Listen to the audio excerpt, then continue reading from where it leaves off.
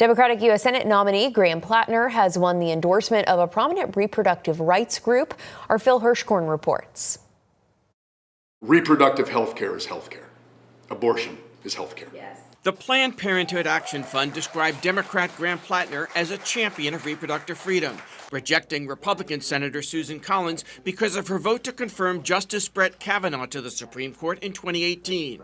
4 years ago this week, Kavanaugh and 3 other judges confirmed by Collins were in the majority that overturned Roe v.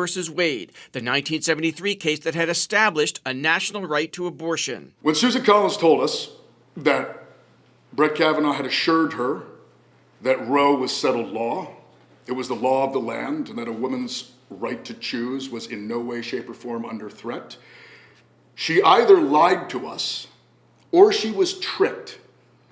Neither one of those is something we want out of our United States Senator for the state of Maine.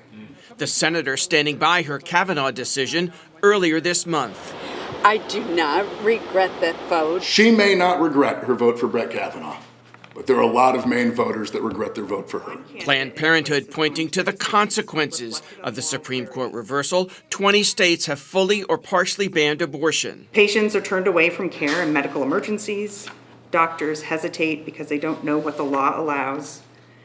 People travel hundreds, even thousands of miles just to get the care they need here in Maine. Women have died waiting for care. To change that reality, we need a majority in the Senate in favor of protecting and expanding reproductive freedom. But as recently as last year, Planned Parenthood had described Collins as having a long history of supporting the group and access to essential health care. A Collins campaign spokesman added, unfortunately, every election year we see the leaders of Planned Parenthood become more and more partisan. The leaders care more about party politics than the issues. In Portland, Phil Hirschkorn for News Center, Maine.